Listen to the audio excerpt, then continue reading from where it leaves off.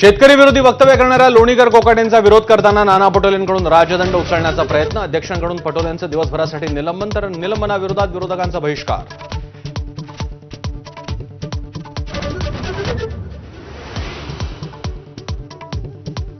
लोणीकरांवर कारवाई करेपर्यंत शांत बसणार नाही. निलंबनानंतर पटोलेंची प्रतिक्रिया, मुख्यमंत्र्यांच्या सर्टिफिकेटची गरज नसल्याचंही वक्तव्य.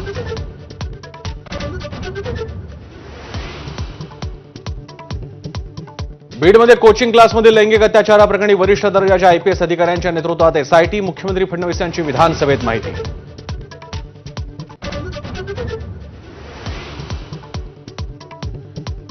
एकनाथ शिंदेंकडून शिवकोश, शिवसेना विश्वस्त संस्थेची स्थापना, शिवसेनेची मध्यवर्ती कार्यालय आणि शाखांचं व्यवस्थापन संस्थेकडे सोपवणार. चोरांच्या मनात चांदणं, भास्कर जाधवांचा टोला.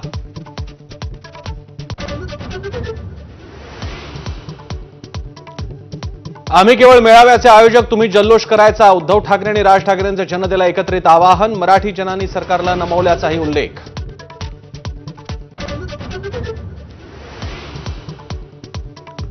ठाकरेंची शिवसेना आणि मनसेचा 5 जुलैला वरळी डोममध्ये एकत्रित मराठी विजय मेळावा. शिवसेनेकडून संजय राऊत, अनिल परब तर मनसेकडून बाळा नांदगावकर, संदीप देशपांडेंवर नियोजनाची जबाबदारी.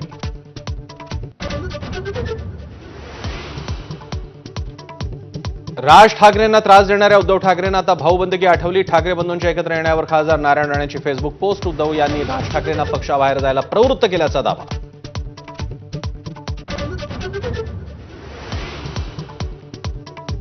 धुळ्याचे माजी आमदार आणि राहुल गांधींच्या विश्वासातले कुणाल पाटील यांचा भाजपमध्ये प्रवेश. 70 वर्षांनी पाटील घराण्यानं सोडली काँग्रेसची साथ.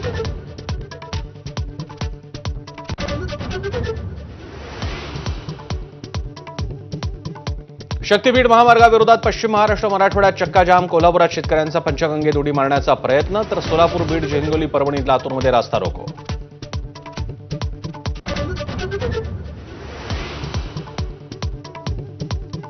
वसई विरारमध्ये ईडीचे 16 ठिकाणी छापे. महापालिकेचे नगररचना उपसंचालक वाय.एस. रेड्डींच्या ठिकाणांवरील छाप्यानंतर कारवाई. वास्तुविशारद, एजंट यांच्या घरांवर छापे.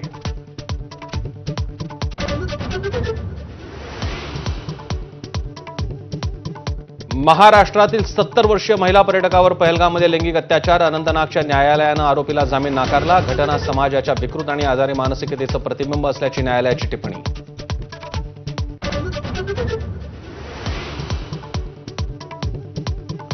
तुकोबांच्या पालखीचं सोलापूरमध्ये उत्साहात स्वागत आणि अकलूजमध्ये रिंगण तर ज्ञानेश्वर माऊलींच्या पालखीचं पुरंदवडेमध्ये गोल रिंगण आणि माळशिरसमध्ये मुक्काम.